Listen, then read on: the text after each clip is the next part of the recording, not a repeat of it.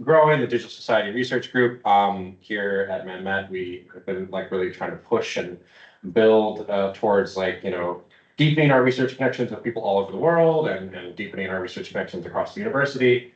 And one of those things was to kind of like, both like in that international sense, like bringing people from outside who are going to talk to us about really cool stuff, things that I think are relevant to the research community here, and hopefully lead to more collaborations in the future. And so one of the people that I first thought of to bring in as a visiting fellow was Katie here. And I'll let Katie introduce herself, but I'm really excited to have Katie here and to talk about Arctic Archives. We saw each other at the Association for Internet Researchers a number of months ago, and you told me about this, and I was like, sounds wild. I know very little about this. So this is the kind of presentation that I love to attend because I'm going to learn something new and then, see how it relates to what I'm doing and where we can go with that. So anyway, I know Addie's online as well, so the co-head of DISC. So she, if you need anything, she's in the chat as well. We will record this, so if you enjoy what you see here today, we're going to post it on the DISC website, on our YouTube channel,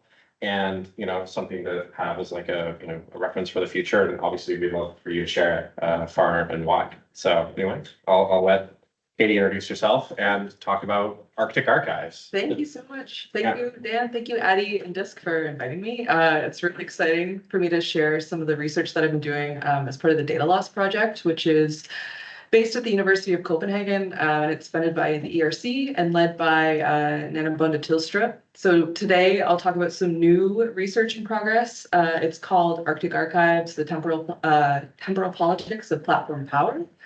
And I'll just dive in.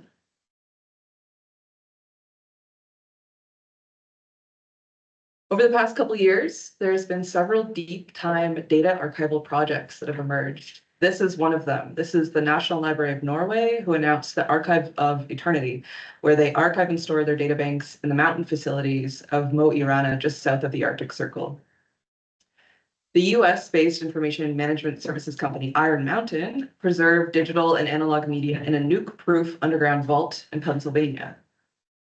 The Swiss-based data bunker complex called Mount 10, pronounced Mountain, specializes in long-term storage of digital data in their Fort Knox system.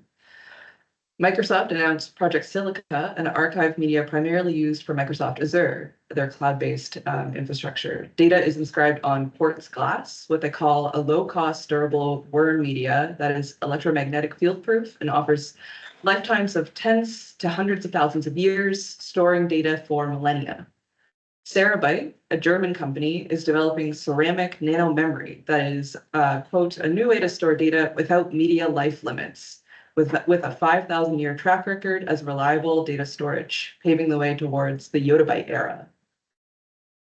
Lone Star, an American company out of Florida, is sending SpaceX rockets with data to the moon. They call it the Freedom Data Center. Their customers include the state of Florida, the Isle of Man government, AI firm Valkyrie, and the pop rock band Imagine Dragons. They argue that the moon is naturally ideal for data storage because, quote, the solar panel mini facility is much more environmentally friendly than the energy-hungry data centers on our home planet, utilizing naturally cooling solid-state drives. And there are many others. But the focus of today's talk is on the Arctic World Archive, which is located in an abandoned coal mine in Svalbard, Norway. It stores data offline using silver halide crystals on polyester film, which is created, operated, and maintained by a Norwegian company called Piql, spelled P-I-Q-L. Beginning in February 2020, GitHub curated an algorithmically selected greatest hits collection of 17,000 data repositories, migrating them from the GitHub servers to this deep time archival format known as Piql. They claim to preserve data from somewhere between 500 and 1,000 years. There's obviously a lot to say about all these projects that I've very briefly showed you. Some of your first questions might be, why is this happening? How is this happening? Are these claims anywhere close to accurate? But also, what is making these types of bold claims about the enduring legacies of data do for companies in the now? There's been a lot of great scholarship in this area in the past couple of years about deep time data archives. They focus on the relationship to the legacy of Cold War infrastructures, things like preparedness and future-proofing data, A lot of this work has specifically looked at data centers. But what I find particularly interesting about the GitHub Arctic Vault, and what I'll spend the rest of the time talking about, is that despite these other interesting cases, this particular archiving project reckons with the dynamic nature of a platform that hosts code. I'm curious about what it means to freeze this platform for 1,000 years. Part of this line of thinking comes from a lot of my previous work and an ongoing interest in platform death, how sometimes platforms are sunsetted, how they become unpopular, unsupported, or deleted overnight. But that doesn't necessarily mean that the data is gone, because sometimes it's reborn in different storage facilities. Sometimes that's in a web archive. It's increasingly found in traces through data sets that were crawled from the open web. So for me, the uncertainty around platform death is again demonstrated through these deep time archival projects. And this is a promotional video that the Arctic World Archive produced showing the landscape where the code is stored. So while platforms are typically understood generally as ephemeral or real-time technologies that are in the state of dynamics flux and at the mercy of capitalist whims, what the cases show that I'm interested in is that sometimes platforms are taken apart, they're taken offline, they're sent to the moon and hoped to last forever through their data. And I'll demonstrate here that what this process entailed for GitHub and how it changes the data and how these many deep time archival projects point towards shifting temporalities of platform power. So there's 4 main points that I hope to argue, and I'll take us through each of them.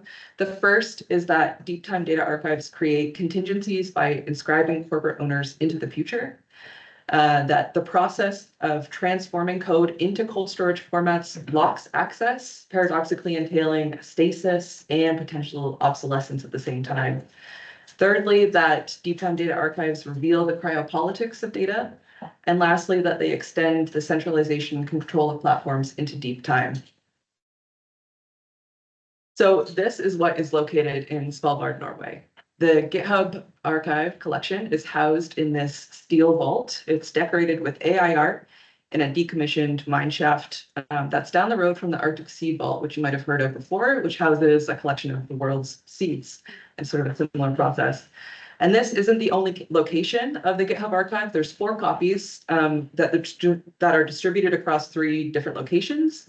The other 3 are the Bodleian Library in Oxford, the Bibliotheca Alexandrina in Egypt, and the Stanford Libraries in California. Yes, it's a sight to behold, but I'll pause for a second because I briefly want to describe what GitHub is. It's been described as software intermediary, where it operates simultaneously as a developer platform, a community hub, and a storage container. GitHub is distinct from a lot of other code sharing platforms because it configures code as a socially networked practice, where the code repositories are adorned with social media style apparatuses of following, watching, liking, and tagging with profiles for each of the developer users. It's attributed a lot of its success over the past 15 years to the various platform affordances, often praising their dedicated user base, the base of developers who are continuously monitoring, updating, and maintaining the code. It's a very active space. And it's not without some controversy. One in particular I will mention, which is that in 2018, it was acquired by Microsoft for $7.5 billion in stock. This led to a lot of concerns from the users, which bolstered a lot of interest in the competitors to GitHub. Companies like Bitbucket, GitLab, and SourceForge each reported having a spike in new users following this acquisition, migrating a lot of the projects from the GitHub repositories to these respective services. And according to scholars who work in this area, Jonathan Gray and Liliana Bonaru, they say that GitHub exhibits a dominant mode of configuration and capitalization of public repositories and profiles. So public software and project development work becomes assets in the platform economy that have the potential to be variously capitalized by the platform and its associated third-party ecosystems. They essentially configure the platform of software development, seeking a monopoly across various public and private institutions, and they're integrated very broadly around the world. So this is why, leading up to the archive project deadline in 2020, when users were informed that in order for their data sets to be included, they had to meet the necessary conditions, which meant all the dependencies that might have been hosted elsewhere had to be shifted onto the GitHub platform itself. They had to be either hosted or mirrored as the default branch and couldn't be located anywhere else on the internet. Because otherwise the archive wouldn't be usable. And so from archival studies, we know that the first archival operation consists of separating documents. The question is to know what to keep and what to abandon. And this is obviously the process that's happening with the GitHub archive. But GitHub claims that the world is powered by open source software. It is a hidden cornerstone of modern civilization and the shared heritage of all humanity. So in the case of archiving the world's software, GitHub centers themselves as the thing to keep, as the interface through which we can come to know the world, even though it's not the only platform for free and open source software, and it has many competitors. In the present, it also encourages their users to store their code only on GitHub, attempting to draw in developers who might have been hosting code across multiple competing sites. To create the conditions in which the data can be preserved for 1,000 years, the code also underwent a series of transformations. The repositories, as I mentioned, were algorithmically selected by internal popularity scores and then automatically crawled and scraped before they were sent to Piql. Users whose code was selected received a badge notification on their profiles. But when you compare the list of repositories that are included in the archive and those who received badges, it doesn't always line up. And this is something that I'm looking into next in this project. But at Piql, they received 21 terabytes of data that was then copied into 186 reels of 35mm polyester film, which was coated with a gelatin emulsion containing microscopically small light-sensitive silver halide crystals. This is commonly known as silver halide film. It's a popular photography and microfilm medium and widely used as an archival format. But here it's referred to only as Piql Film with this proprietary name. So Piql uses this material to transfer binary data using photons and frames along the film with their Piql writer. Then a photochemical processor known as the Piql processor is a machine where the information is written on the film and chemically developed and fixed to ensure the image presence and permanence.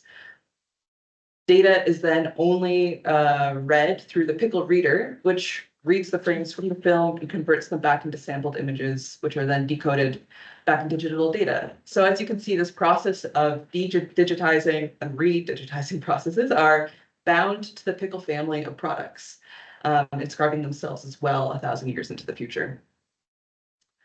One thing to note is that this technology was audited by the Norwegian Defense Research Establishment in 2016. In the report, they tested Piql against a series of scenarios, which included accidents, technical error, natural disasters, crime, sabotage, espionage, terrorism, armed conflict, and nuclear war. They determined that the main weakness of Piql was found to be the vulnerability of the emulsion layer on the film, upon which the digital information is written, which is a common problem with film. The strengths included that they highlighted were that plastic was the choice of material. It had an automated storage system management method, and it had a relatively strong computer security mechanisms, including the film being effectively offline. The Defense Research Establishment made several recommendations in 2016 against these risks, which were then implemented to the future prototypes, which I find very interesting. So while it's a security advantage to have Piql offline, it also locks access for the users to make any type of updates to the code or perform the maintenance. This photo is the box that the Bodleian library has that contains a copy of the archive.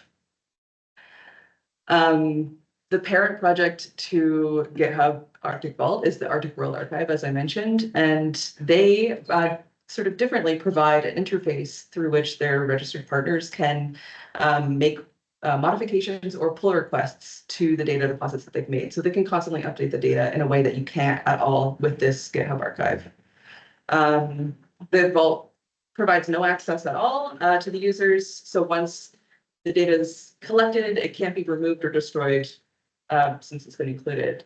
And the Vault will be revisited and evaluated every 5 years, locking access to these future users who are imagined 1,000 years into the future.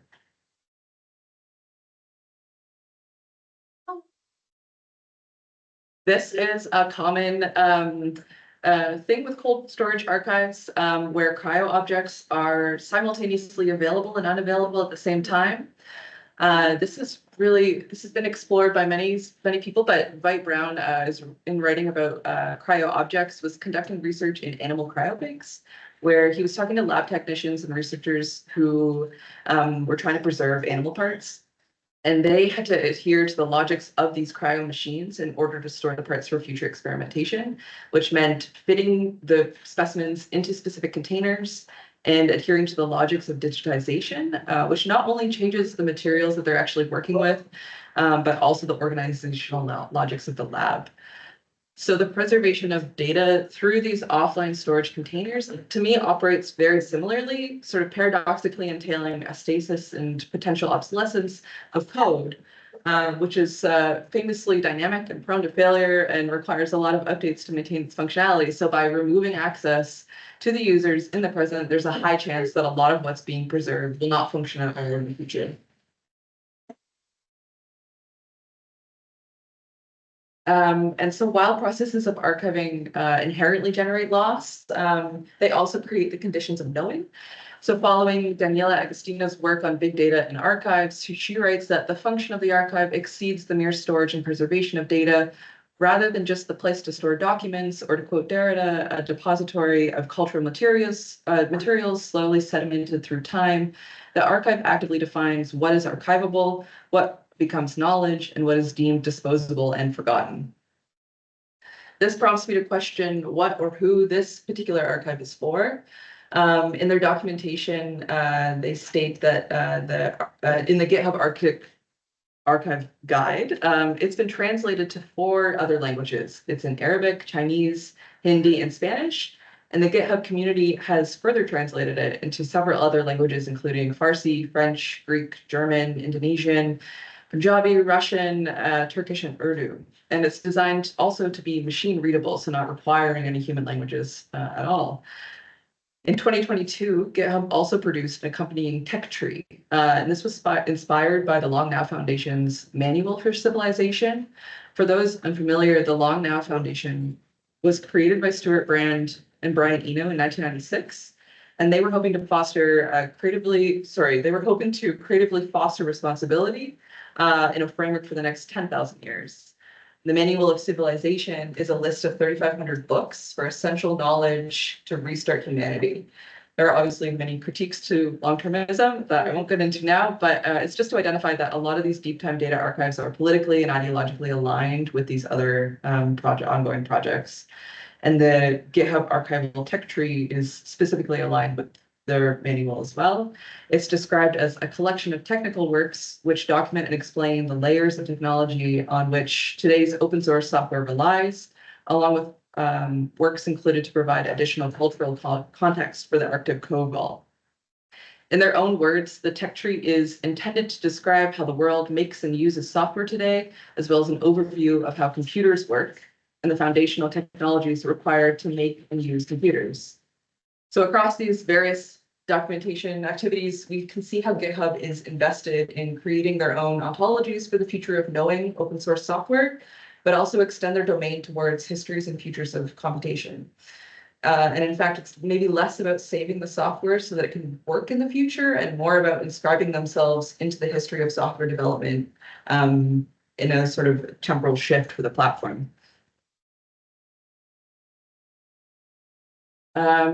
And so I also want to point out that archives and platforms both engage in processes of cold and warm storage all the time with regards to their underlying data infrastructures.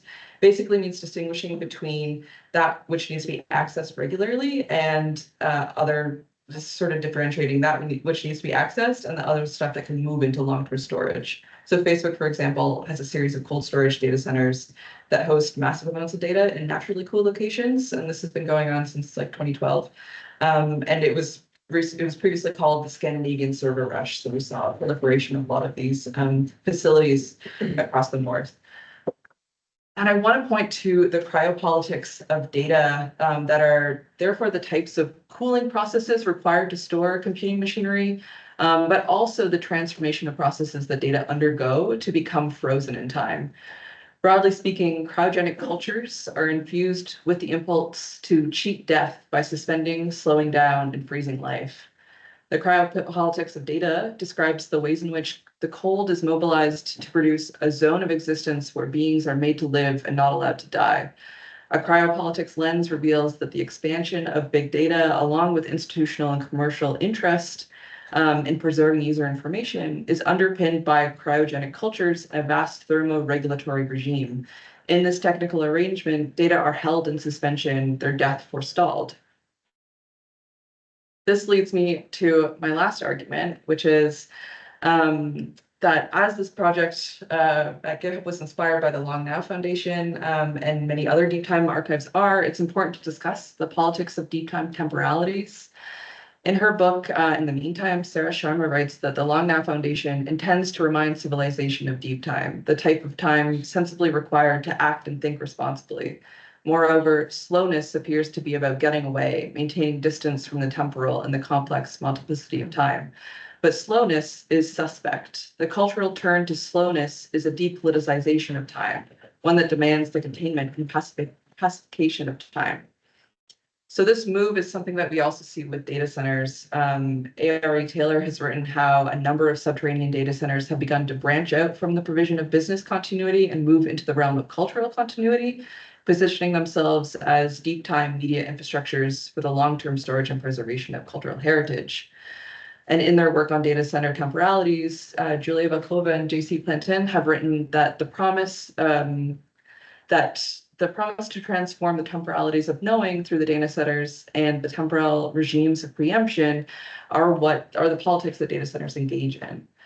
And lastly, I want to point towards the material imaginative affordances of the bunker that enable this type of escape. So by putting data underground or in a bunker or on the moon, in glass or on ceramics, data are imagined as future-proof. And bunkers are a figure that sort of haunt this area, as Taylor has written about. They're haunting architectural objects that have long proven to be complex sites of temporality and security. Their concrete materiality generating imaginaries of protection from future threats and durability through time. Nuclear bunkers in particular are architectures through which humans have sought to manage time, generating alternative futures in the face of existential risk. And since these are the sites of many of these deep time data archives, it's easy to sort of see the connections between what has always happened in these spaces and what's currently happening with platform politics and power. So to conclude, I'll suggest that what the deep time data archives reveal is a temporal politics of centralization that brings more than open source software under their domain. It also allows platforms to escape uncertain death and untimely demise. It situates their value and legibility beyond platform competition, beyond visibility, and extends their power and prevalence into an unknown future. And it's a little short, but I'll leave it there for now since it's ongoing work and I'm looking for questions and comments. So thank you very much.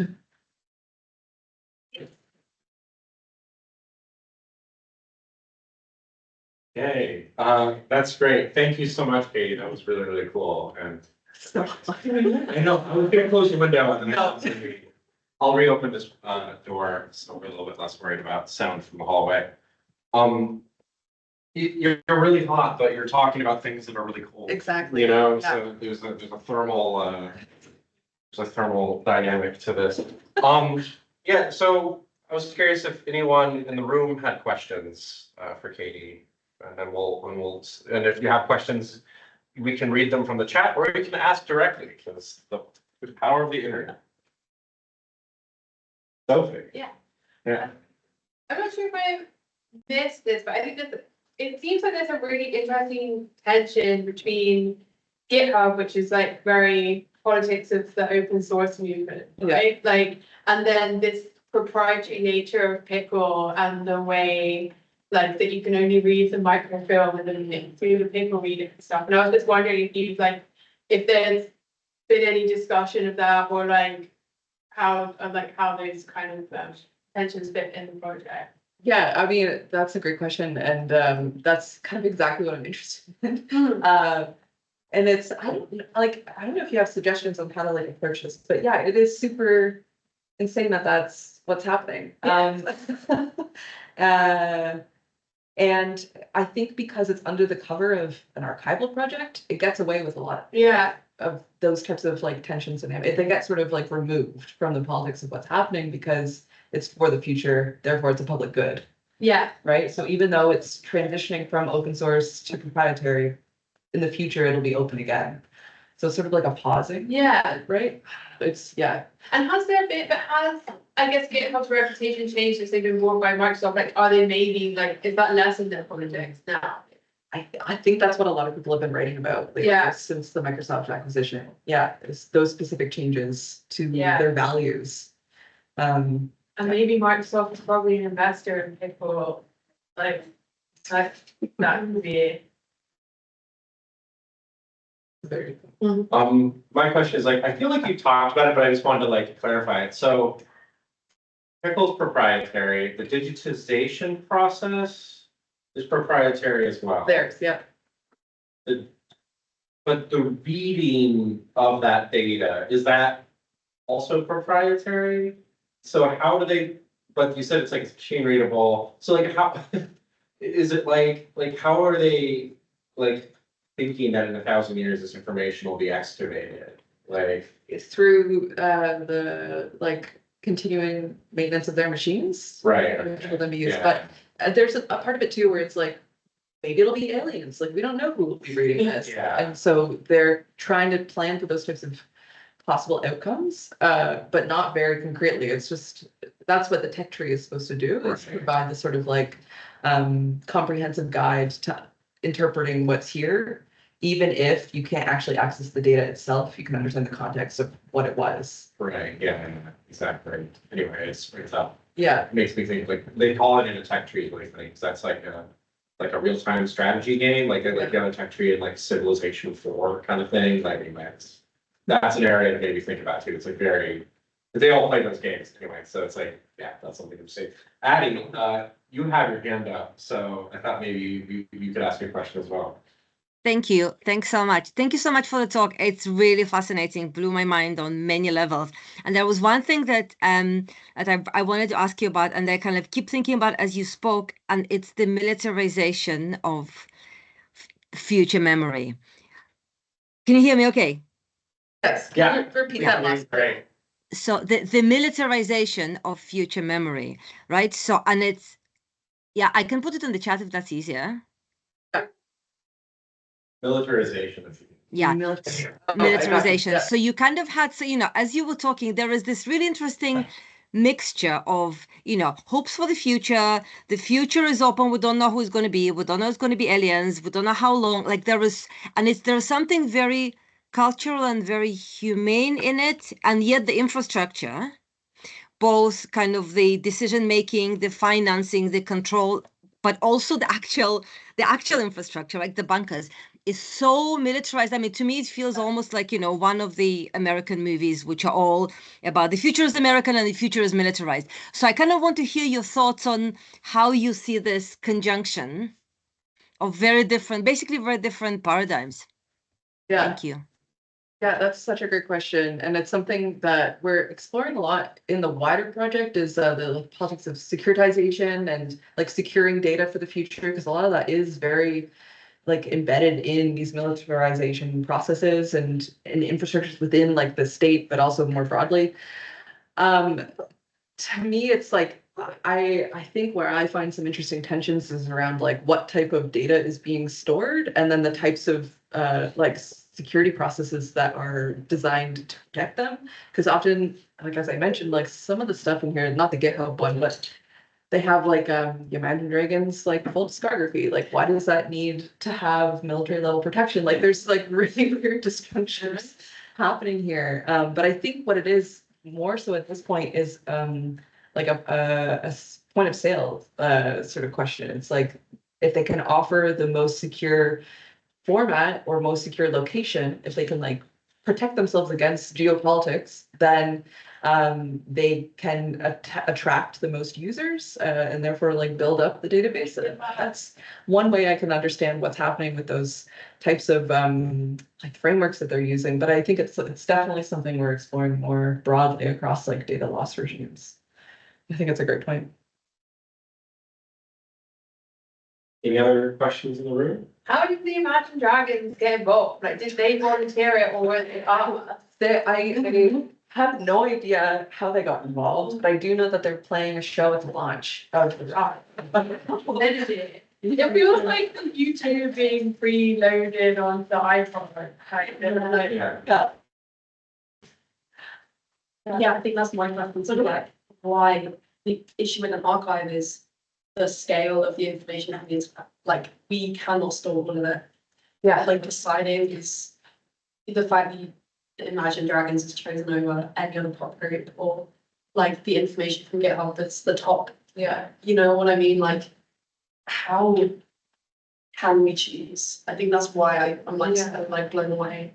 Yeah, I mean, that's the thing is like, so in one case with GitHub, you have the algorithm that's Yeah. selecting things through popularity metrics. So that's like kind of a black box system. We don't really know what went into those decision-making practices, but they selected 17,000 repositories. So presumably they got all the good stuff, but there's also presumably stuff that's left out, right? Like we don't actually know What's useful? what's, like, yeah, What is worth keeping. I think that's one like in 1,000 years will Imagine Dragons be useful. Like that's the hard day on big the security stuff. yeah. Like we could be protecting very essential items in place of Imagine Dragons. Like how is that? I don't know. It's an interesting. Well, so the other thing is that, especially with the Arctic World Archive, it's donation based. So it's whoever wants to give their data. It's not necessarily a selection process based on value. yeah. It's whoever deems themselves worthy of 1,000-year preservation. Okay. Yeah. So it's both things happening. That we have like an algorithmic process, we have donations, and then we have random companies that are just selecting what should go in. And I think what's also interesting with the Iron Mountain example in the US, there in Pennsylvania, Elon Musk is there this week trying to destroy stuff in it. So it's a really interesting situation happening in the US around archives in the last couple of weeks. In databases. What's he trying to destroy? They claim that they have an inefficient system because he said that individuals have to go up and down the elevator to like deposit stuff, and that's like a slowdown in the system that they need to get rid of. So they're trying to like optimize the processes, which they don't even have an elevator. So it's like a really weird situation that's, I don't know. Yeah. Yeah. We have another question from the chat. So, Louis, or is it Louis? It's Louis. Louis is a former data loss researcher. Oh, amazing. Yeah. Perfect. Hi, Louis. Hi there. Hey, greetings. Can you hear me well? Yes. Okay, awesome. Yeah, greetings from Amsterdam. Hey, good to see you. Really brilliant presentation, Katie. Thanks so much. Something I just started to think about, or that I got curious about, and I think we've had a similar discussion some months ago, but is concerning the ways in which maintenance and care are factored into these deep time projects. Because I know, one of the central insights that we have from studies of all kinds of infrastructure and archives is that however long, these projects are intended to last, there's a need for continual maintenance and care. And so I'm wondering, is this factored in any way, or is kind of this deep time imaginary a way to evade maintenance and care actions? Yeah, I'm just curious if you have any thoughts about that, or if that has been mentioned. Yeah, that's a really great question. I think it probably differs depending on which archive we're talking about, but with GitHub, what I find striking is that they only plan to revisit it every 5 years. So in terms of maintenance and care, like there's someone there regularly in Svalbard. We're checking on all these sort of archival projects, like the seeds, who, by the way, were flooded last year. So there are sort of like environmental issues in these locations. They're not safe against everything. But that's sort of the day-to-day maintenance processes. And in terms of maintaining the structural integrity of the code, like every 5 years, I'm sure there's lots of loss inherent in those types of like updating like steps, you know what I mean? So I don't know, it's a great point. And that's something I'd like to explore more too. Thank you. Do you see climate change being an issue? Because obviously it's supposed to be cold, right? Like Yeah. if it progresses the same rate that it's now, what's the plan? Like does anyone know? Or is it again 1,000-year like non Yeah, no plan, I think it's like we don't know. As we go. Yeah, as we'll go. Yeah. Yeah, but I think like that's a huge I'm sure there's plenty of people writing about it, but there's something around the Scandinavian silver rush, the naturally cooled locations that comes into conflict with the progression of climate change, and how these spaces will become uninhabitable for these types of infrastructures. Yeah, I guess at the point of the moon, right, like the moon's not supposed to be affected. right. Maybe that's why. Like, Yeah. Okay. Do we have any more questions from the chat or anything? Okay, Sophie's ready to go. Let's go. No. You go. Well, I'm just wondering, it's so interesting and like you bring up so many tensions between all of this, between the politics of like archiving and future proofing and also like, yeah, who's running these projects? And I'm just wondering like, like maybe this is the same question that I asked before, but it's like how like these projects are being run by Silicon Valley, right, a lot of the time. Yeah. So it's like I'm wondering how the politics of Silicon Valley, like, and they're really specific, like how they end up sort of shaping the trajectory of how these things happen. And also obviously there's a long history of library and archival studies and research. So yeah, I'm like wondering, like then I guess the Elon Musk example is like a good part of that. So I'm just wondering how there's tension. Yeah, I mean, I see it as like, this is continued growth Yeah. for these companies. Like they're growing through time rather than through like sort of the real-time issues of like the way the capital grows, right? So it's like a sort of extension across the different Yeah. time. And I think I see a lot, what I find striking about these particular types of archives is that there's so much AI investment in them. Yeah. So I'm curious about that connection. That's something I really want to check out next because it's not so much, we don't see like Facebook or Meta like flocking to these types of things. No. Instead, we see it's like it's these AI companies who need that type of like space and time for the trajectory of what they intend to do. Yeah. So I think that's where I would see a lot of the Silicon Valley politics sort of playing out. But yeah, again, it's like, yeah. So when AI companies, so are they investing? Or are they sending in information that they have their source codes and the kind of things in the vaults? I think it's both. Like there's so the AI from Valkyrie is involved in the Moon project. But I mean the Project Silica from Microsoft is built for their cloud computing software. It's for Azure, like that's the reason it was built, so that they could put the cloud on glass. And it's open to other people joining, but that's like the main focus of the company. So you think that they're trying to monetize it as a service that they're gonna offer customers, basically? Yeah. For their enterprise software suites. basically. Exactly. Yeah. Yeah. I mean, I guess I get in my kind of thinking about this because my dog is very excited about this. No, so I think there's something interesting about like, yeah, like there's kind of like the logic of capital accumulation and growth. Yeah. And then we have here is like, there's like a logic of like deep time and storage and it's like a different axis that's like related to accumulation, but also related to like other concerns, right? Like you know, environmental, social, geopolitical, something about, data storage is, and I don't know, this is what I'm thinking is like, there's something about, it almost feels like archives.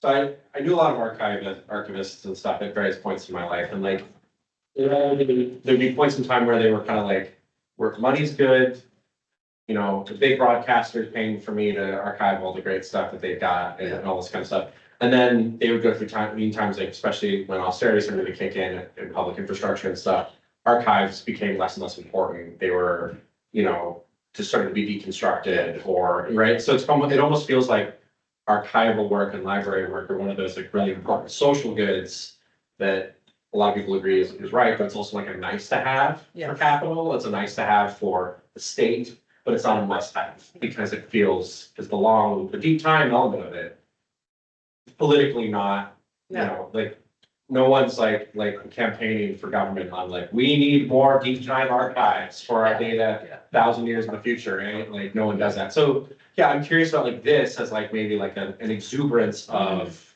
the tech industry at a time of like, massive profits and all this other kind of stuff, like, do you personally see it, like, I guess, like lasting in this way? Yeah. That they want to? Yeah, I mean, there's a part of this too where it really just feels like an ego project from the people who can sort of spend this money and time developing these types of projects. Yeah. It's not widespread. It's not every single company in this sort of environment that's engaging in these time archiving. It's the very few. And I think its connection to the Long Time Foundation is really interesting because that's been around for so many years. It's like a 30-year long project. But it is still sort of like a passion project. So I don't know, like, that's the thing. We're playing a lot with like, is this just a gimmick or is there like something serious happening to how they're conceptualizing their longevity or their like ability to last through like a tumultuous sort of like political time, right? Yeah, because like there was that, it's making me think about, like, obviously, like, billionaires and their bunkers, right? This idea that, Yeah. you know, if you're every smart billionaire has a bunker in New Zealand, right? Right, Like, yeah. that, you know, they're waiting for the end times.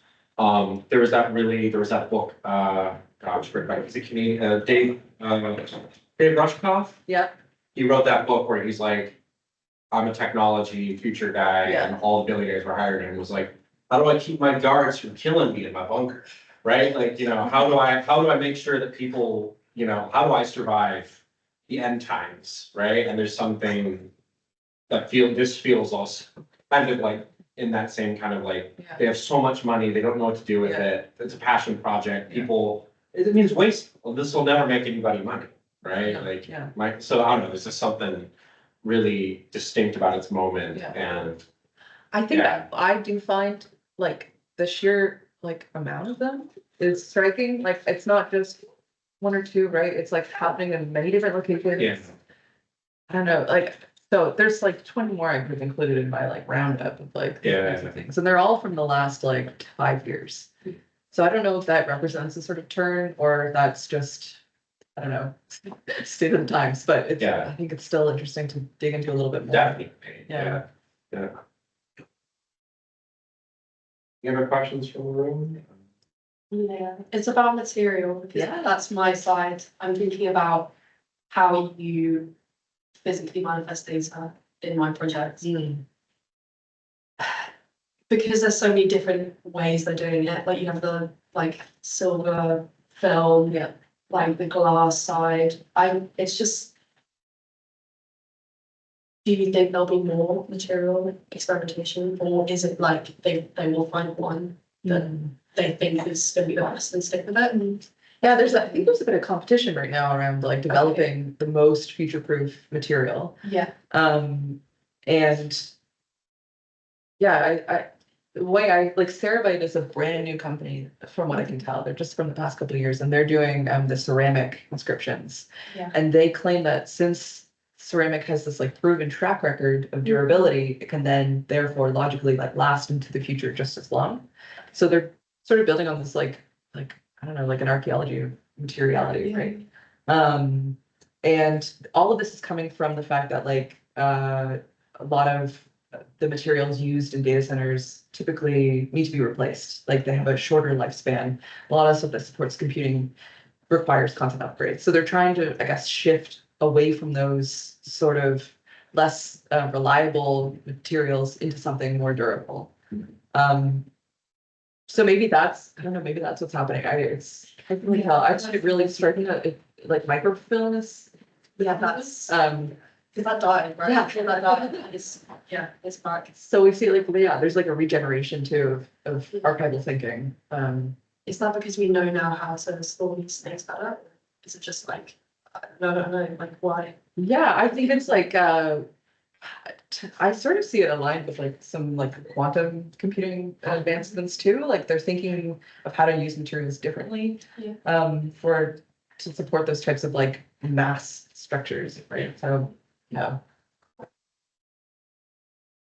I really wanted to start a movie list of films with microfilm, like how to like the film bit in the center of it. But that also like that could be part of the imaginary too. Like I guess like science fiction, microfilm. Yeah, you know, the storage medium itself is obviously quite important. Right? So yeah, it's and the fact that I don't normally think of ceramics as being quite durable because I think of every time you say ceramic, I think, well, pot breaking, but obviously actually so many broken pots have survived thousands of years, so. Yeah, that's the thing, right? Even with these glass plates too, Yeah. I'm like, glass is notoriously breakable. Yeah. But it still doesn't disintegrate in the same way. Exactly. Yeah. Yeah. It doesn't destroy data. I thought it was interesting, like how it was like 5,000 year history. I was like, wait, this company has been around 5,000 years. Okay, yeah, I get it. Do we have any more questions online? No one's written anything in the chat, I don't think. No. Okay, obviously, we'll still be here in the room so we can keep chatting and get lunch. Yeah, okay, well, I guess we can, 5 minutes before the hour, I guess we can call it there. So everyone online, thank you for attending. We really appreciate it. You know, not everyone can come into campus, but it means a lot that you're there. And Addie, I'm pretty sure you've been recording it as well. So we will have this online and we will send out a link.